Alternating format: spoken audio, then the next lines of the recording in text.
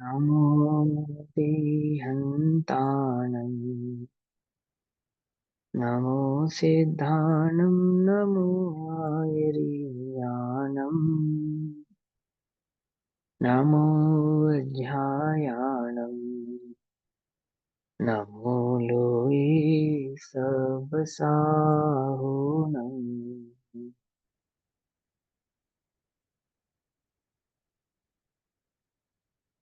मङ्गलं भगवान् वीरो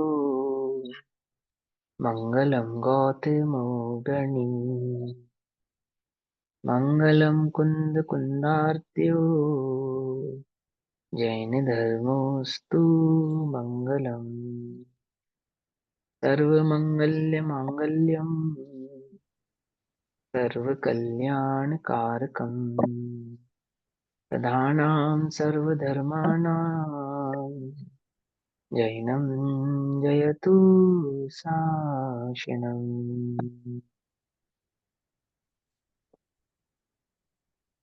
सर्वव्यापीकचेद्रूप स्वरूपाय परात्मने स्वोपलब्धिप्रसिद्धाय ज्ञानानन्दात्मने नमः।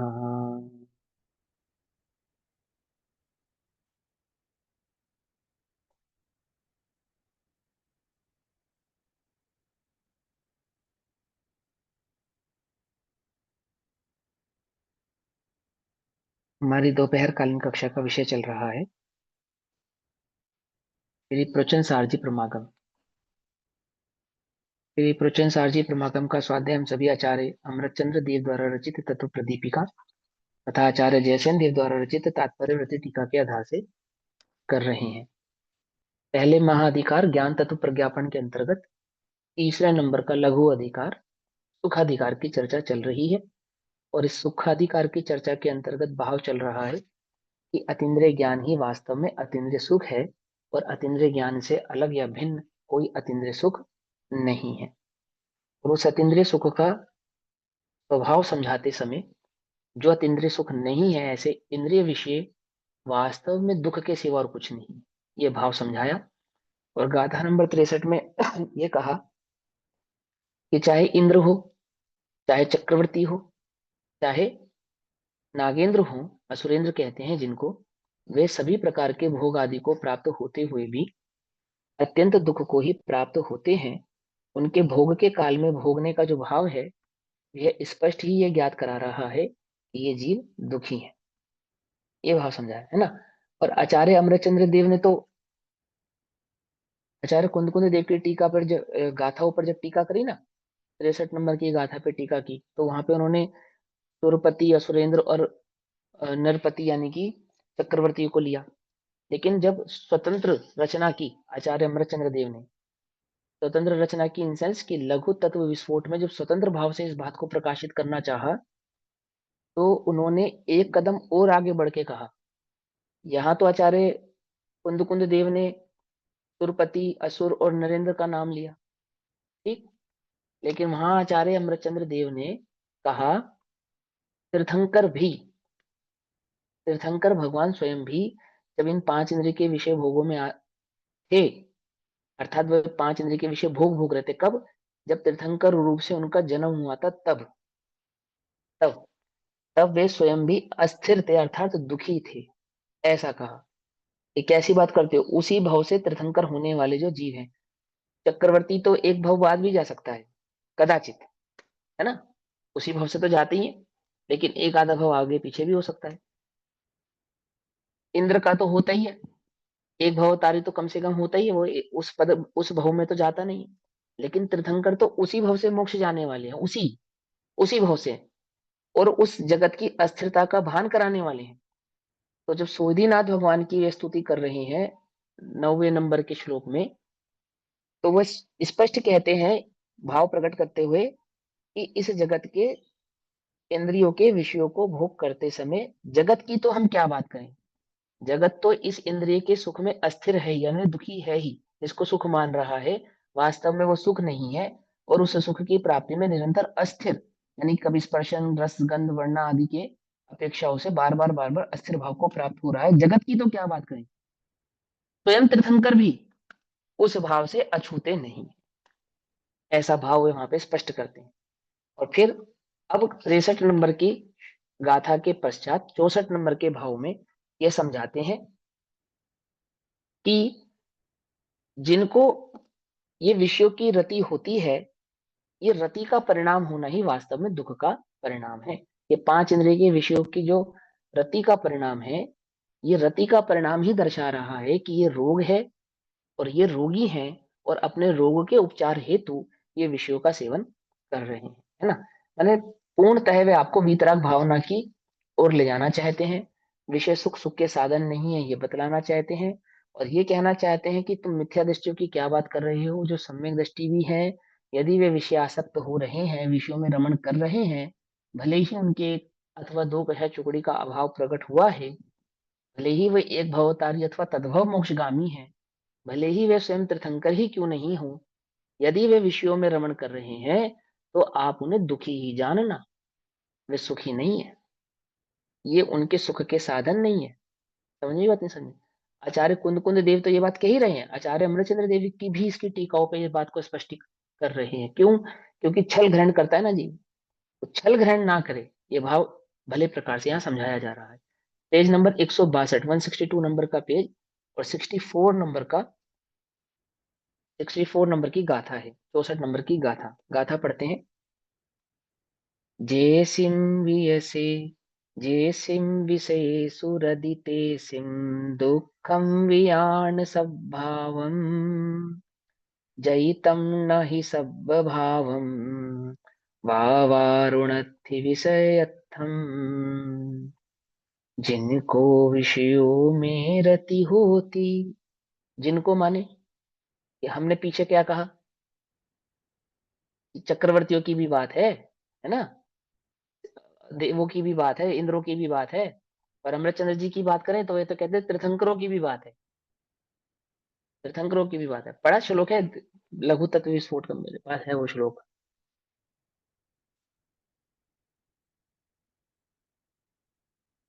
देखो, हाँ, 9वें नंबर का श्लोक है। ये है भैया। इंद्रिय यस्मिन, जग थिर माने, किंता है वह अस्थिर। इंद्रिय सुख हाँ में लीन रहे जो, हाँ हाँ सुविधि तुम रह सके ना थिर। हाँ, सुविद्यनाथ भगवान भी उसमें स्थिर नहीं रह सके। क्या आप इतनी दूरदर्शिता से और उन्नत बात को समझे, वो समझा रहे हैं आपको, वे इंद्रिय सुख यदि तीर्थंकर भी है ना, तो इंद्रिय के सेवन में सुखी नहीं है, ऐसा कह रहे हैं। यस्मिन्वस्थितमुपैत्य नवस्थितं तत् ततस्थ स्वयं सुविधिरप्यन्नवस्थैव, है ना, ऐसे करके वो श्लोक है पूरा, पढ़ना ध्यान से, है ना। अब यहाँ क्या कहते हैं, अब इसी की टीका में कहते हैं, 64 नंबर की गाथा की टीका में कहते हैं, पेज नंबर 163, 163 नंबर के पेज पर, जिनकी हत, हत समझाया था ना, हत इंद्रियों को भी कहते हैं, और हत्यारिन इंद्रियां ऐसा भी कहते हैं, ठीक है ना। तो जिनकी निकृष्ट निंद इंद्रियां जीवित हैं। अब इंद्रियां जीवित हैं, इंद्रियां जीवित है अर्थात जिनको इंद्रियों में आसक्ति है, अथवा जिनकी इंद्रियों की प्रवृत्ति है। दो चीजें हो गई यहाँ। आसक्ति तो मिथ्या दृष्टि की है, आसक्ति की अपेक्षा से, यानी मिथ्यात की अपेक्षा से आसक्ति तो मिथ्या दृष्टि की है, और सम्यक दृष्टि की कि पूर्ण आसक्ति नहीं है, परंतु प्रवृत्ति तो है, राग द्वेष रूप प्रवृत्ति तो है, सम्यक दृष्टि जीवों की गुण स्थान प्रमाण। तो क्या कहते हैं, जिनकी हत निकृष्ट इंद्रियां जीवित हैं, उन्हें उपाधि के कारण, उपाधि माने जो बाहर से प्राप्त होती है उसको उपाधि कहते हैं, उपाधि के कारण, बाह्य संयोगों के कारण औपाधिक दुख नहीं है। वास्तव में कोई दुख उनको औपाधिक औदायिक भी होता है, औपाधिक का एक दूसरा नाम औदायिक भी होता है, ठीक है ना। तो उदय से जो उनको नोक्रम प्राप्त हुआ, कौन कौन सा नोक्रम प्राप्त हुआ, कि वो जो विषय सेवन आदि प्राप्त हुए, उदय के कारण 5 इंद्रियों के विषय प्राप्त हुए, वो सामग्री प्राप्त हुई, तो कहते हैं वो सामग्रियों के कारण दुखी नहीं है, दुख सामग्री नहीं है।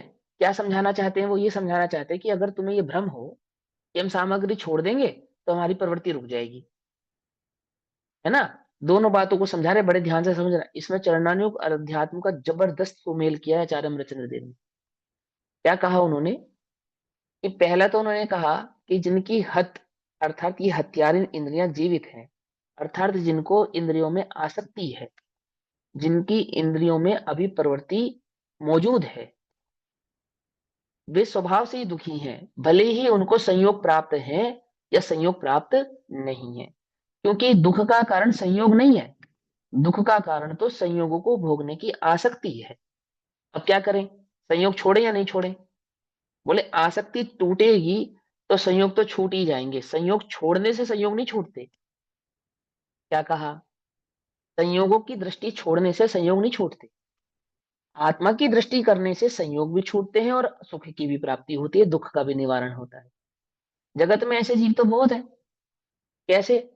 कि वे निवृत्ति मार्ग को अपनाते हैं, प्रवृत्ति मार्ग को त्याग देते हैं। पंडित उडोमल जी कहते हैं, इतना किया तो शाबाश, आपने प्रवृत्ति मार्ग छोड़ा और निवृत्ति मार्ग अपनाया, इतना किया तो शाबाश। परंतु परंतु क्या आचार्य अमरचंद्र कह रहे हैं कि भले ही तुम्हें संयोग प्राप्त ना हो, वे तो ओदायिक हैं, प्राप्त थे तो भी ओदायिक थे, नहीं प्राप्त है तो भी ओदायिक हैं। क्या कहा? वास्तविक बात तो यह है कि आपने उन इंद्रियों में ममत्व भाव को, आसक्ति भाव को, प्रवृत्ति भाव को त्यागा या नहीं त्यागा। और थोड़ा एक सूक्ष्म कहते हैं, वास्तविक बात तो यह है कि आपने अतीन्द्रिय आनंद का सुख लिया या नहीं लिया। यदि आपने अतीन्द्रिय आनंद का सुख भोगा और भोग रहे हो तो आप सुखी हो, तो बात बने। और अतीन्द्रिय आनंद का भोग नहीं कर रहे हो तो इंद्रियों की प्रवृत्ति कर रहे हो या नहीं कर रहे हो, समझना, उल्टा नहीं पकड़ना, कोई लाभ होने वाला नहीं। आप दुखी हैं, आपने प्रवृत्ति छोड़ दी है तो भी, और आप प्रवृत्ति कर रहे हैं तो भी, आप तो दुखी ही हैं। क्यों? देखो क्या कहा टीका में, औपाधिक दुख नहीं है किंतु स्वाभाविक ही है। इंद्रियों की प्रवृत्ति में होने वाला जो दुख है वो स्वाभाविक है, औपाधिक नहीं है, उदय के कारण नहीं है, उदय के कारण नहीं है। कैसा है? स्वाभाविक है। अज्ञान का कर्ता जीव स्वयं है, किसी कर्म के उदय के कारण नहीं हो गया है वो। पकड़ना ध्यान से, क्योंकि उनकी, किनकी? और जिन्होंने वो इंद्रियों में प्रवृत्ति कर रहे हैं अथवा नहीं कर रहे हैं, क्योंकि उनकी विषयों में रति देखी जाती है। विषयों में रति, रति माने प्रीति, रति माने प्रीति, प्रवृत्ति कर रहे हैं तो भी और प्रवृत्ति नहीं कर रहे हैं तो भी विषयों में जिनकी प्रीति देखी जाती है, ऐसे वे जीव स्वभाव से ही दुखी हैं, ऐसा कह रहे हैं, जिनकी विषयों में प्रीति है। ठीक आगे क्या कहते हैं, जैसे हाथी का उदाहरण दिया, हथनी रूपी कुट्टनी के शरीर स्पर्श की ओर, मछली बांस में फंसे हुए मांस की के स्वाद की ओर, भ्रमर बंद हो जाने वाले कमल की गंध की ओर, है ना। पतंगा, देखो ना, जैसे हाथी हथनी रूपी कटनी के शरीर स्पर्श की ओर। देखो यहाँ क्या कहते हैं, पहले लाइन में ये कहते हैं कि पर स्त्री का सेवन तो दुख रूप है ही, परंतु स्वस्त्री से रमणता का जो परिणाम है वह भी कैसा है, समझ में? वो हाथी जैसे फंसता है ना, ऐसे फंसने वाला परिणाम है। फिर क्या कहते हैं, मछली बंसी में फंसे हुए मांस के स्वाद की ओर। अभक्ष आदि का सेवन तो दुख रूप है ही, परंतु भक्षादि सेवन का जो परिणाम है वो भी ऐसा ही है जैसे मछली बंसी बांस में फंसे हुए उस टुकड़े की ओर जाती है और अपना घात कर लेती है। समझना बहुत ध्यान से ना, पुरुषार्थ सिद्धि उपाय में आचार्य अमृतचंद्र देव ने इस बात को बहुत स्पष्टता से समझाया। अभक्ष तो कब भोगने का परिणाम तो दुख रूप है ही, लेकिन ये मान्यता मत रखो कि भक्ष को भोगने के तुम अधिकारी हो। अभोक्ता स्वभाव को नहीं जानने वाला तो यही समझता है कि यह खाना है और यह नहीं खाना है। क्या कहा?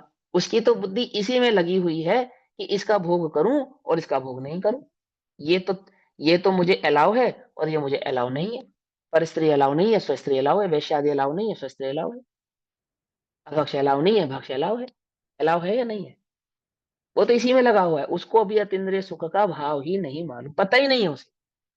क्या करें? अब ऐसे जीव को, भोले जीव को समझाना पड़ता है, यह करो यह मत करो, परंतु वह करना वह तेरा स्वभाव नहीं है, ये बात तो कोई विरला ही जानता है। फिर क्या कहते हैं, भ्रमर बंद हो जाने वाले कमल की गंध की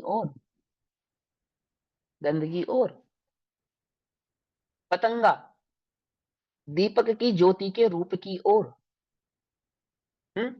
हिरण शिकारी के संगीत के स्वर की ओर दौड़ते हुए दिखाई देते हैं। उसी प्रकार दुर्निवार इंद्रिय वेदना, जिनका निवारण करना बहुत कठिन है, दुर्निवार है। दुर्निवार वास्तव में नामुमकिन है, नामुमकिन है। जिन इंद्रियों को सुख पहुंचाना वास्तव में नामुमकिन है, कोई अब तक अभी तक कोई भी एक इंद्री हो गई प्रसन्न, या वो सुखी हो गई हो, तृप्त हो गई हो, कोई भी नहीं होती। दुर्निवार इंद्रिय सेवन के वशीभूत होते हुए वे लोग वास्तव में, वे लोग माने कौन लोग? इंद्र, चक्रवर्ती, समझ में बात, नागेंद्र, तीर्थंकर, और और और हम वास्तव में है, जो कि विषयों का नाश अति निकट है, अर्थात विषय क्षणिक है। ये विषय कोई बहुत लंबे समय तक रहने वाले हों ऐसा नहीं है। कितने हैं? क्षणिक है, क्षणिक। कितनी क्षणिकता इनकी? हेयोक्षम घट जाए तो विषय सेवन नहीं हो सकता, द्रव्य इंद्रियों में कुछ घात हो जाए तो विषय सेवन नहीं हो सकता, और विषय तो उदय के अधीन है ही। क्यों? विषय तो उदय अधीन है ही, प्राप्त हुए तो हुए, नहीं हुए तो नहीं हुए। कब उनमें रति हो जाए, कब उनमें अरति हो जाए, कोई नहीं जानता। समझ में इतनी समझ में, है ना? क्या कहते हैं? क्षणिक है तो भी विषयों की ओर दौड़ता दिखाई देता है। यह जानकर कि ये क्षणिक है, दुर्निवार है, अर्थात ये कभी तृप्त हो नहीं सकते, तो भी इनको तृप्त करने की भावना से इन विषयों का सेवन करना, बार बार विषयों का सेवन करना चाहता है। और यदि उनका दुख स्वाभाविक है, ऐसा स्वीकार नहीं किया जाए तो, क्या कहा? इंद्रियों में प्रवृत्ति करने वाले जीव का स्वभाव दुख, स्वाभाविक दुख है। स्वाभाविक दुख कौन सा स्वभाव है? ये विभाव स्वभाव है। ये समझ में बात नहीं? समझे? जिसको अशुद्ध निश्चय ऐसे समझाते हैं, विभाव स्वभाव। क्या कहते हैं? यदि आप ऐसा नहीं मानोगे तो कि इंद्रियों में प्रवृत्ति है, वो प्रवृत्ति दुख रूप नहीं है, आप यदि ऐसा नहीं मानोगे तो उदाहरण देकर समझाएंगे कि वह उपचार क्यों करेगा, वह विषय का सेवन क्यों करता है। छल, जो जीव इस बात का छल ग्रहण करते हैं कि मैं तो प्रभु हूं, मैं तो भगवान हूं, उनका निषेध नहीं है, द्रव्य दृष्टि से तो बना बनाया सिद्ध है, लेकिन उसको भोगे तो जाने ना, उसको भोगे तो जाने। भोगता तो है नहीं, अर्थात उसका अनुभव तो तुझे है नहीं, उसकी पकड़ तो तुझे है नहीं, और इंद्रियों से प्रवृत्ति छूटी नहीं। अब जो एक थी ना कि इंद्रिय सुख सुख के कारण नहीं है, इंद्रिय साधन सुख रूप नहीं है, अब तो उस भावना से भी च्युत हो गया।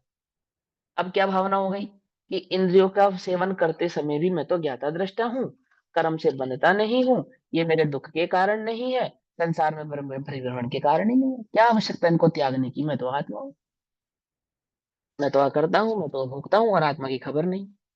पंडित बनारसी दास जी ने लिखा ना, करनी को रस मिट गयो और भयो न आत्म स्वाद। करनी का रस मिट गया, मतलब कि वो जो इंद्रियों से अपने उपयोगों को, उस प्रवृत्ति से अपने उपयोगों को हटाने की जो कुछ बुद्धि थी, हमारे उपयोगों को इन पांच इंद्रिय के विषयों से हटाने की जो थोड़ी बहुत बुद्धि थी, वो भी हट गई, वो भी हट गई। करनी को रस मिट गयो और भयो ना आत्म स्वाद, आत्मा का अनुभव हुआ नहीं है। और भई बनारसी की दशा, जथा ऊंट को बांध, माने जैसे ऊंट के पैर होते हैं ना, सबसे कमजोर है वो, उसके पैर उठ जाए तो बैठते नहीं बनता, और बैठ जाए सो उठते नहीं बनता। अर्थात वह स्यादवाद रूपी चक्र को भली प्रकार से नहीं समझने वाला, भोगों की प्रवृत्ति कर रहा है, भोगों में लीन है, भोगासक्त है, और ऐसा मानता है कि मैं तो प्रभु हूं, मैं तो ज्ञाता हूं, मैं तो दृष्टा हूं। जरा भी गर्मी बर्दाश्त नहीं होती, मैं आत्मा हूं, मैं आत्मा हूं, मैं प्रभु हूं। अरे भैया एसी चलाओ, एसी चलाओ। क्यों? अरे वो तो सम्यक दृष्टि को भी होते हैं भैया भोग तो। अभी कौन सा हम मुनि हो गए हैं? ये बात तो सही है कि नहीं हो गए हो। अभी तुम गृहस्थ हैं, ये बात तो सही है कि तुम गृहस्थ हो, है ना? लेकिन तुम अपने को गृहस्थ मानते हो सिद्ध मानते हो?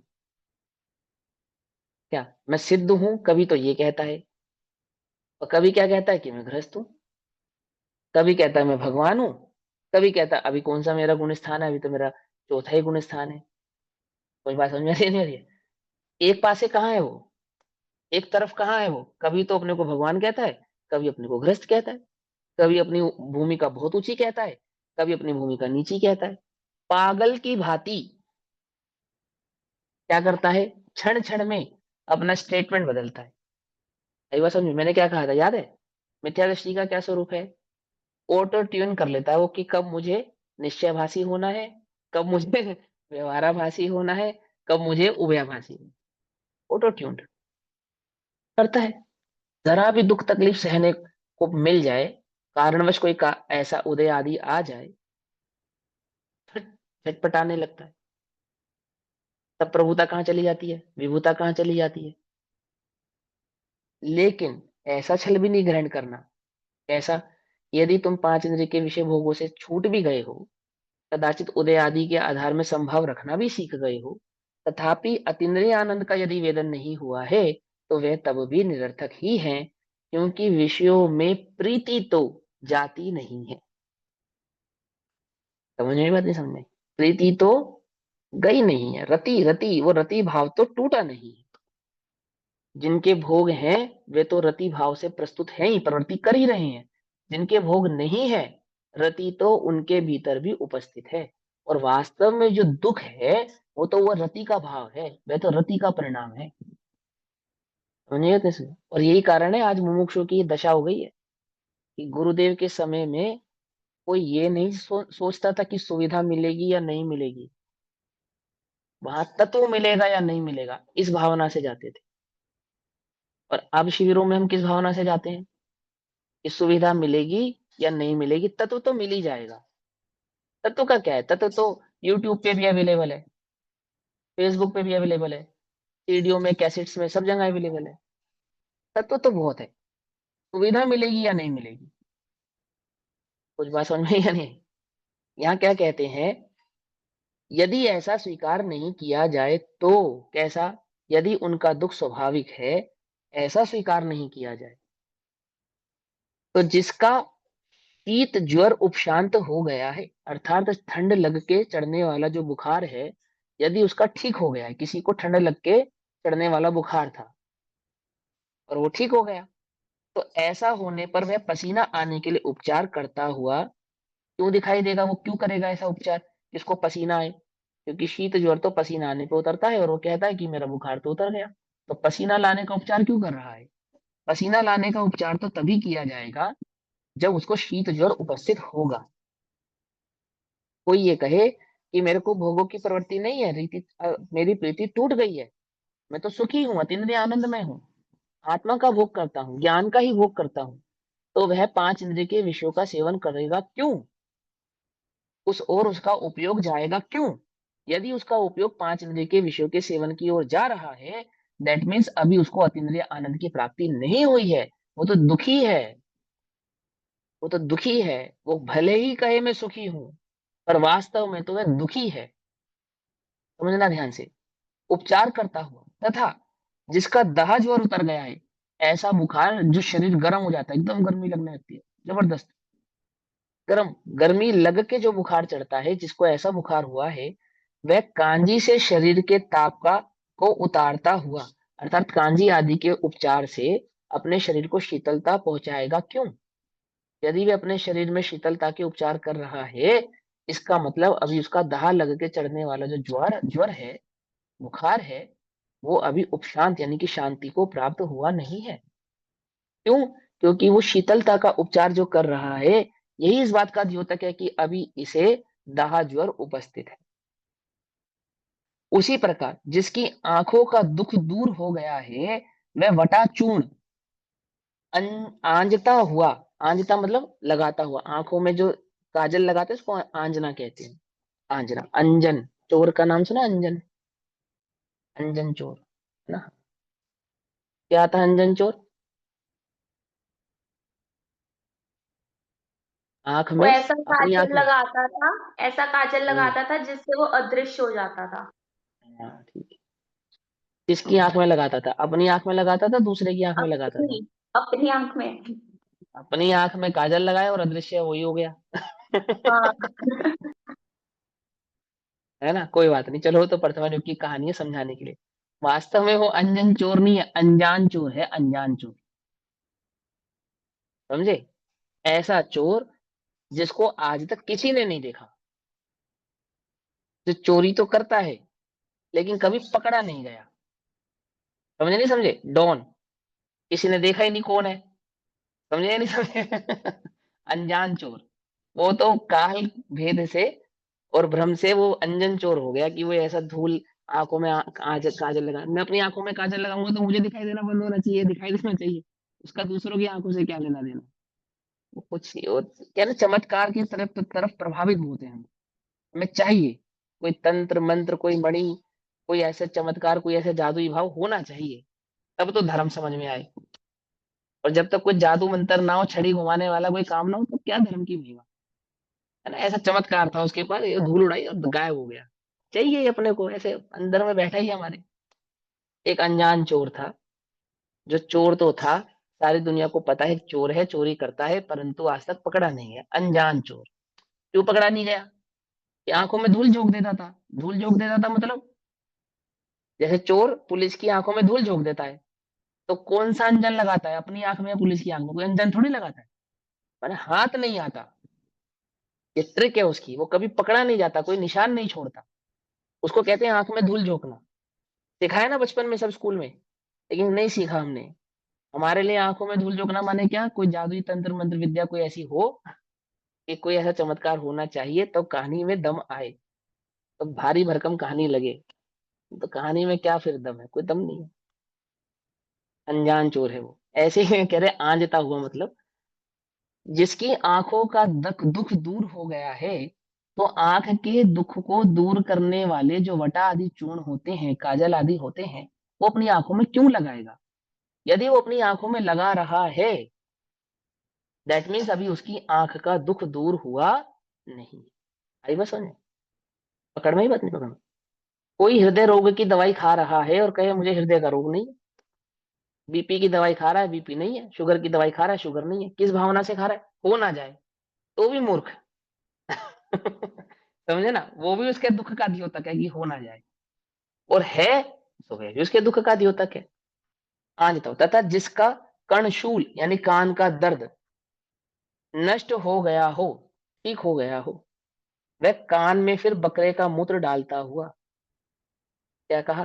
कान के दर्द के उपचार कैसा था? वो बकरे का पेशाब कान में डालने से कान का दर्द दूर हो जाता है, ठीक हो जाता है। ठीक है ना? देखो अब इसमें एक चीज समझाता हूँ मैं आपको, जो इसमें समझने वाली बातें हैं। आपने कभी पतंजलि की दृष्टि नाम की दवाई आंख में डाली है? डाली है? एक पतंजलि की एक दृष्टि नाम से एक दवाई आती है, ठीक? दो तरह की आती है उसमें। एक जो दवाई है वो ऐसी है कि एक बूंद आंख में डालू तो मैं कम से कम 25 से 30 सेकंड तो ऐसा लगता है जैसे किसी ने गर्म सलाखे लोहे की आंख में घुसा दी हो।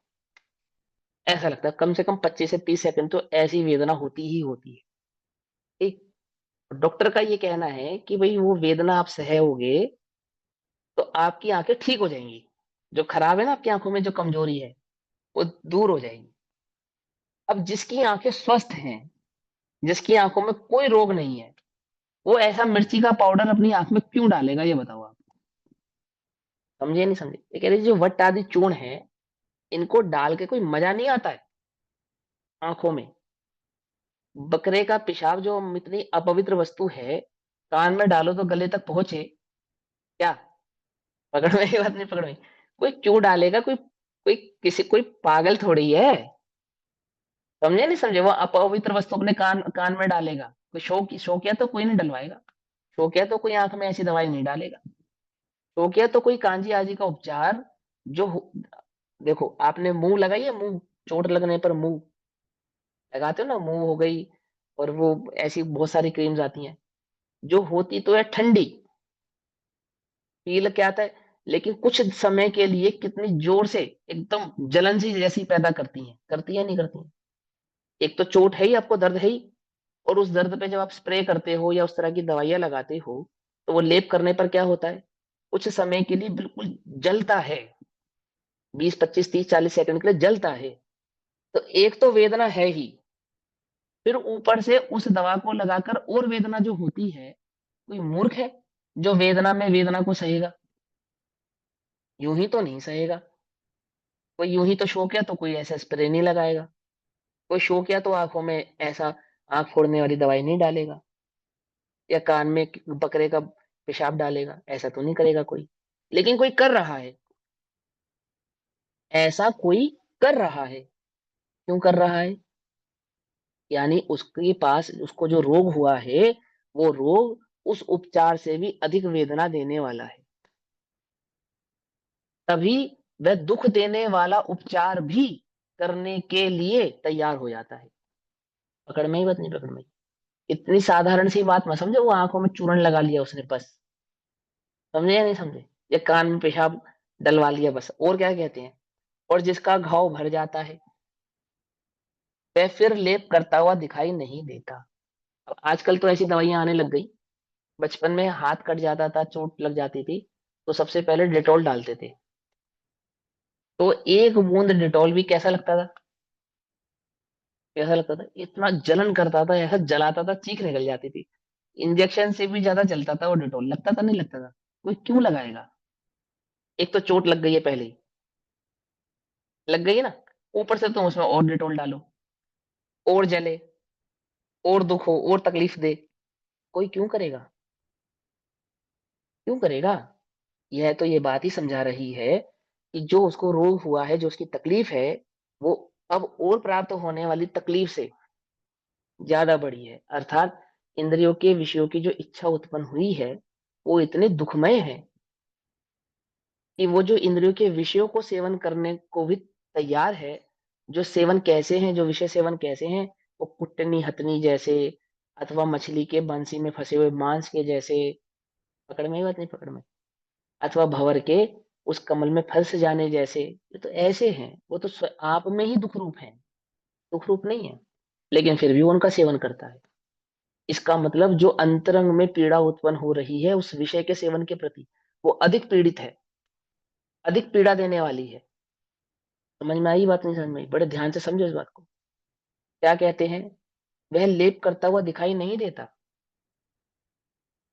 इसी प्रकार उनके विषय व्यापार देखने में नहीं आने चाहिए। इनके, जिनको वह इंद्रिय सुख वास्त इंद्रियों की इच्छा अगर दुख रूप नहीं है, स्वाभाविक दुख रूप नहीं है, तो वह इस प्रकार के उपचार क्यों करेंगे? जिन्हें रोग दुख रूप नहीं है, वे रोग के और दुख देने वाले उपचार क्यों करेंगे? बताओ। इंजेक्शन लगवाते हैं, कोई अच्छा लगता है क्या? 4 4 दिन तक दुखता है क्या? होता है ना दर्द, कई कई दिनों तक दर्द होता है, कितने सारे तो उनके साइड इफेक्ट्स झेलने पड़ते हैं, इतने सारी दवाइयों के तो साइड इफेक्ट ही झेलने पड़ते हैं। होता है या नहीं होता है? कड़वी भी लगती है, स्वादिष्ट भी नहीं लगती, कुछ खाने की इच्छा नहीं होती, स्वाद भी बिगड़ जाता है, जाने कितने कितने प्रकार के, कोई कम कोई ज्यादा। लेकिन कोई भी व्यक्ति उस औषधि, उस उपचार को ग्रहण ही क्यों करेगा? ग्रहण ही क्यों करेगा यदि वह रोगी नहीं है तो? उस विषय का सेवन कोई करेगा क्यों यदि वह विषय की दाह से पीड़ित नहीं है तो? समझ रहे हो नहीं समझ रहे हो बात को? और कोई कहे कि मैं तो ज्ञाता दृष्टा हूं, तो कहते ऐसा नहीं है, तीर्थंकरों के नहीं है, ऐसा कह रहे हैं। और ये मैं नहीं कह रहा हूं कि भैया कह रहे हैं, मैंने आपको प्रमाण बता दिया कहाँ है, पढ़ लेना, तीर्थंकरों के लिए भी कही है ये बात, है ना? क्या कहा? इसी प्रकार उनके विषय व्यापार देखने में नहीं आने चाहिए, किंतु उनके वह विषय प्रवृत्ति तो देखी जाती है, इंद्रों के भी देखी जाती है, नरेंद्रों के भी देखी जाती है। इससे सिद्ध हुआ जिनके इंद्रियां जीवित है, अर्थात जिनकी अभी इंद्रियों में प्रवृत्ति मौजूद है, भले ही वे सम्यक दृष्टि हैं, परंतु यदि वे इंद्रियों में प्रवर्त रहे हैं, मिथ्या दृष्टि की तो कहने ही क्या, मिथ्या दृष्टि के दुख की तो बात ही क्या करें, समझे, उसको तो सुख का भाव ही नहीं मालूम। लेकिन जिन्हें उस अतीन्द्रिय आनंद की कणिका की प्राप्ति हो गई है, जो हर 15 दिन में उस आत्मा के आनंद का रसास्वादन कर रहे हैं, यदि वे भी उन 5 इंद्रिय के विषयों का सेवन कर रही हैं, यदि उनकी भी इंद्रियां जीवित हैं, तो ऐसे परोक्ष ज्ञानियों के दुख स्वाभाविक ही है, उनके सुख नहीं है। बिल्कुल अपोजिट है। समय सार जी में क्या कहा, भोग भोगता हुआ भी वह बंध को प्राप्त हो रहा है या दुखी है, ये कौन जानता है, अर्थात नहीं है। यही अमृतचंद्र देव ये टीका कह रहे हैं। इन्हीं अमृतचंद्र देव की टीका है ये, कि भोग भोगता हुआ वह ज्ञानी भोग के काल में सुखी है या दुखी है, ये कौन जानता है, अर्थात वह तो सुखी ही है। ऐसा कह रहे नहीं कह रहे, अमृतचंद्र देव कह रहे ना। वही अमृतचंद्र देव यहाँ क्या कह रहे हैं, कि यदि वह तीर्थंकर भी है, इंद्र भी है, चक्रवर्ती भी है, और वह भोगों को में प्रवृत्ति कर रहा है, तो वह स्वाभाविक दुखी ही है। समझे या नहीं समझ में? इस स्यादवाद के चक्र को चलाने में जितने माहिर आचार्य अमृतचंद्र देव हैं, उतना माहिर शायद ही कोई और हो, है ना। तीर्थंकर तो है ही, आचार्य कुंद कुंद देव तो है ही। मैं अमृतचंद्र देव के लिए एक विशेष भाव है कि उनका जो चक्र चलाने का तरीका है वो गजब है। वो ही चला सकते हैं ऐसा चक्र। समझे नहीं समझे? क्या कहा, एक जगह कहते हैं कौन जानता है, एक जगह क्या कह रहे हैं, स्वाभाविक। स्वाभाविक समझते हो ना, उपचार से नहीं, उपचार से नहीं, स्वाभाविक क्या है, दुखी ही है। और स्वाभाविक को अब आचार्य जयसेन देव वो टीका में समझाएंगे कि कौन सा स्वाभाविक है वो। ठीक, तो क्या कहते सुनो, परोक्ष ज्ञानियों के स्वभाव से ही दुख है, स्वभाव से ही। कौन सा स्वभाव है ये, विभाव स्वभाव है, अशुद्ध निश्चय वाला स्वभाव विभाव है। ठीक, अर्थात इसकी घोषणा उन्होंने कर दी थी, पहले अधिकार में इसकी घोषणा की है, जब उन्होंने कहा ना कैसे हुआ भैया ये? अशुद्ध निश्चय, मैंने राग का करता आत्मा, आत्मा रागी है, आत्मा दुखी है, आत्मा द्वेषी है, आत्मा मिथ्या ठीक दृष्टि है। है। मतलब मुझे तो ये समझ गए? उपचरित नहीं, नहीं अनुपचरित अव्यवहार, नहीं, अनुपचरित ये असद्गुण व्यवहार है। अशुद्ध, ये अशुद्ध निश्चय नहीं है, स्वाभाविक नौकर्म और कह रहे हैं वो वहां पे। नौकरन के जितने भी विषय आपने बताए थे ना, वो अनुपचरित असद्गुण व्यवहार ने भी बताया था। हाँ, नौकर्म और लेकिन नौकर से related। यहाँ पे बताया ना, अभी गाथा में इसका, अगली गाथा में इसका निराकरण कर देंगे कि वो शरीर से थोड़ी दुखी है, शरीर थोड़ी दुखी है, दुखी नहीं। होने वाला तो वह जीव ही है। समझे, हम्म। ये आगे की गाथा में इसका निराकरण करेंगे। ठीक, ये इसकी घोषणा हुई है ना, इसकी घोषणा उन्होंने पहले की है, जब उन्होंने कहा कि अशुद्धोपयोग में वर्तता हुआ आत्मा ही अशुद्ध है। कहा नहीं, कहा उन्होंने, घोषणा की ना, शुद्धोपयोग से वर्तता हुआ आत्मा ही शुद्ध है, अशुभोपयोग से वर्तता हुआ नीचे आत्मा ही वाला, अशुभ है। कर दी ना वहाँ नीचे वाला। घोषणा। हाँ, उसी को यहाँ तो पे हाँ, नीचे स्पष्टीकरण नीचे करेंगे। दोनों कारक हैं। हाँ, एक एक साथ 2-3 लोग बोल रहे हैं क्या? चलो करो, म्यूट करो, आप सुनो। परोक्ष ज्ञानियों के स्वभाव से ही दुख है, क्योंकि उनके विषयों में रति वर्तती है। वे विषयों में रति करते हुए देखे जाते हैं। रति माने प्रीति, प्रवृत्ति है तो भी और प्रवृत्ति नहीं है तो भी, यहाँ रति का भाव प्रीति से है। समझ में बात, नहीं समझ में? फिर क्या कहते हैं, कभी कभी तो वे असहाय तृष्णा की दाह से, अर्थात सहन नहीं हो पाने वाली ऐसी वे इंद्रियों की वेदना से, तीव्र इच्छा रूपी दुख के कारण मरने तक की परवाह ना करके, मरने तक की परवाह नहीं करके क्या करते हैं, क्षणिक इंद्रिय विषयों में कूद पड़ते हैं। पढ़ते नहीं पढ़ते हैं, चक्र चला दिया तो नहीं चला दिया था भरत ने, क्या? और रामचंद्र जी क्या कह रहे हैं, कि जब तक मेरी सांसें चल रही हैं, सीता तो तू अपने पास रख नहीं सकता, मरूंगा या मारूंगा। समझ में नहीं समझ में? कौरव और वो क्या कर रहे हैं, पांडव क्या कर रहे हैं, तीव्र इच्छा रूपी दुख के कारण मरने तक की परवाह ना करके। समझ में बात, नहीं समझ में? कि नहीं भैया वो तो सम्यक दृष्टि है, जरा हमारे आत्मा के आनंद को भोगने वाले हैं, उसका निषेध नहीं है। लेकिन यदि वे ऐसे प्रवर्त रहे हैं तो वे दुखी हैं, भले ही वे अतीन्द्रिय आनंद के भोगी हों, तथापि उस काल में, उस प्रवृत्ति के काल में कैसे हैं वे दुखी ही हैं, ऐसा कह रहे हैं। ठीक, मिथ्या दृष्टि की तो बात ही क्या, फिर समझो कोई ये समझे कि 64 नंबर की गाथा सम्यक दृष्टियों के लिए नहीं, मिथ्या दृष्टियों के लिए है, तो निराकरण पहले ही कर दिया 63 नंबर की गाथा में इसका, समझे, पहले ही कर दिया। क्या कहते हैं, इंद्रिय विषयों में कूद पड़ते हैं, यदि उन्हें स्वभाव से ही दुख ना हो तो विषयों में रति ही ना होनी चाहिए। यदि वे स्वभाव से ही दुखी ना हो, वे स्वभाव से सुखी ही हो। ये बार बार स्वभाव शब्द आ रहा है ना, ये इसलिए आ रहा है कि जीव तो स्वभाव से कैसा है, सुखी है। मैं तो स्वभाव से कैसा हूं, सिद्ध हूं। यदि तू स्वभाव से सुखी है, यदि तू स्वभाव से सिद्ध है, यदि तू स्वभाव से अपने आनंद का भोगता है, तो ये क्या कर रहा है, ये क्या कर रहा है, कोई सांख्य मति थोड़ी है, जैन दर्शन है ये। जैन दर्शन कहता है जिसको स्वभाव की खबर है उसकी प्रवृत्ति भी टूटी है, छूटी है, ठीक है ना। वहां श्रद्धा परक विषयों के कथनों में छल ग्रहण नहीं करना, छल ग्रहण नहीं करना, क्योंकि रत्नत्रय का मार्ग मात्र सम्यक दर्शन नहीं है। सम्यक दर्शन मात्र सम्यक दर्शन नहीं है, सम्यक दर्शन ज्ञान चारित्राणी तीनों की एकाग्रता वहां मोक्ष मार्ग है। पकड़ में ही बात, नहीं पकड़ में, पकड़ते ना, ये बात समझ में आती है, नहीं आती है ना।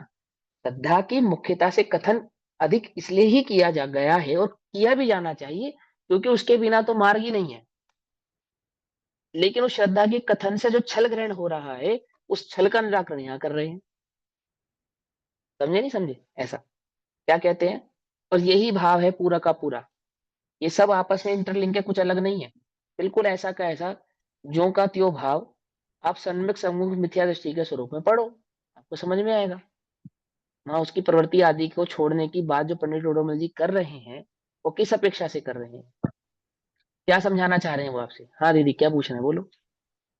भैया, जब हम ये कहते हैं कि सम्यक दृष्टि जब भोगों में लिप्ति होता है तो उसमें दुख ही मानता है, फिर उसका भाव यहाँ पे क्या लेंगे? दुखी मानता है ना, लेकिन हम कहाँ कहते हैं कि दुखी मानता है, हम तो कह रहे हैं कि सुखी है, आत्मा के आधार से सुखी है। क्योंकि सम्यक दृष्टि भी भोग सकता है या भोगता है, तो हम भोग सकते हैं या नहीं भोग सकते,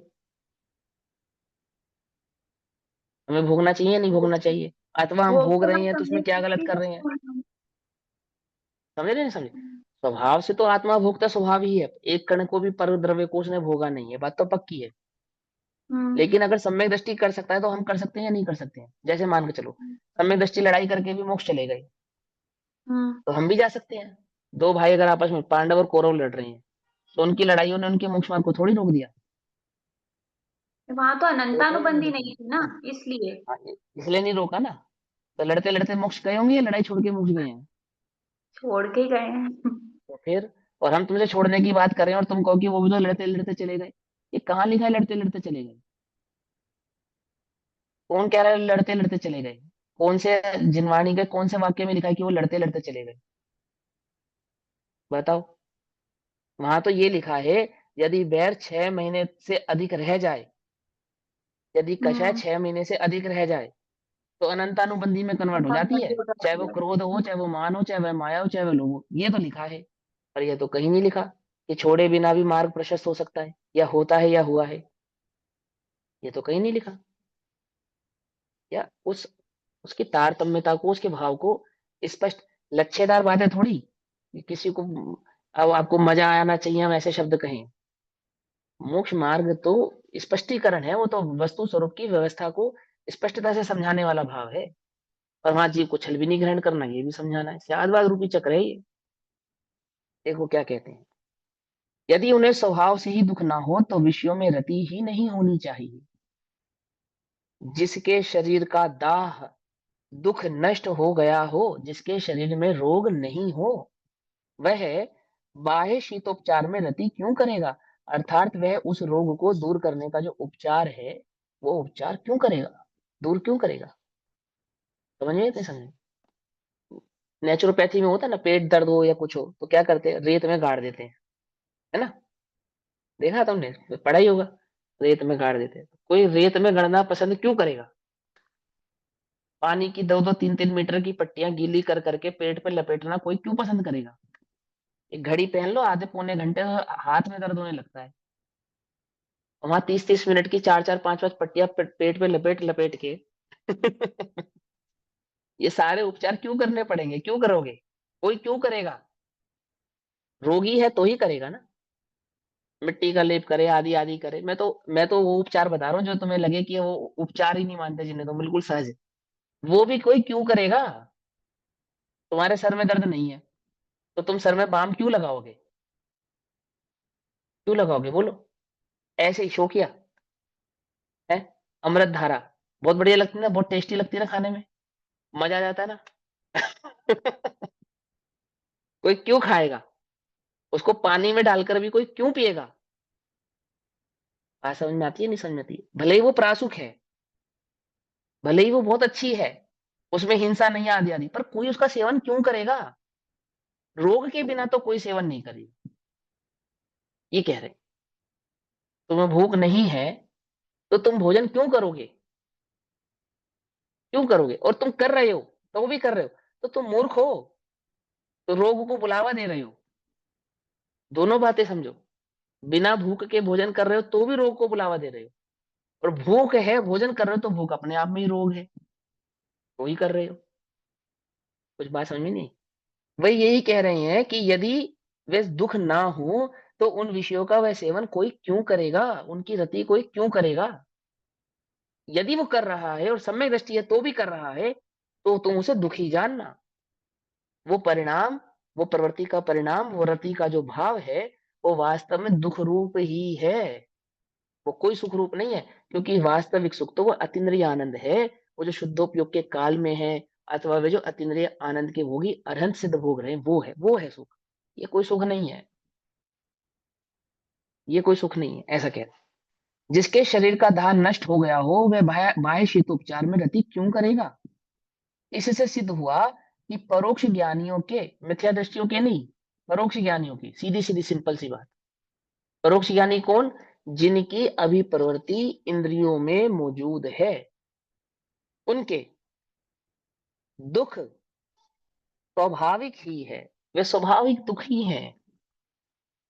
ठीक है, समझे?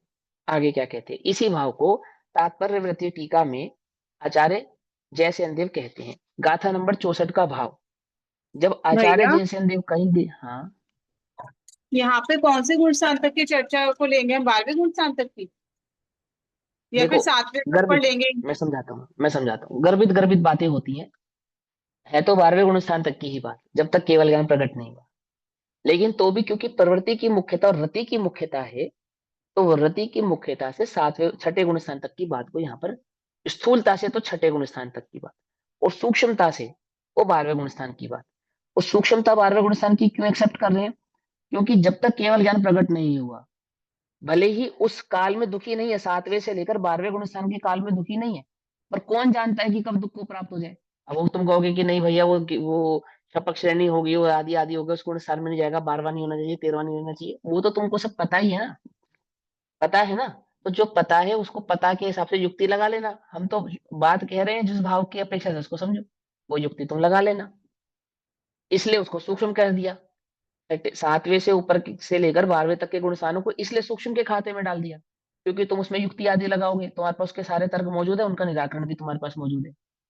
और स्थूलता से किसको? कि जिसको रति भाव मौजूद है और जो प्रवृत्ति कर रहा है वह। अब हम कौन से भगवान है? कौन से गुण स्थान वाले भगवान है हम? नहीं समझे? हम भगवान है ना, तो कौन से गुण स्थान वाले? और कौन से गुण स्थान वाले भगवान बने रहना चाहते हैं हम? गुण स्थानातीत होना चाहते हैं, या वो चौथे पांचवे गुण स्थान वाले भगवान बने रहना चाहते हैं? वो वाले भगवान ज्यादा बढ़िया है। क्यों? भोग भी करते रहो और भगवान भी बने रहो। इससे बढ़िया क्या है? इससे बढ़िया तो कुछ है ही नहीं, दोनों हाथों में लड्डू। क्यों? है ना? तो वो इसके भाव को समझा रहे कि भैया, वो अतीन्द्रिय आनंद को श्रद्धा की अपेक्षा से तो सुखी है ही, उसका तो निषेध ही नहीं कर रहे। लेकिन ऐसा होने पर भी जो भोग आदि की प्रवृत्ति है वो सुख रूप नहीं है, तो दुख रूप ही है। ऐसा छल मत ग्रहण करो, ऐसा कह रहे हैं।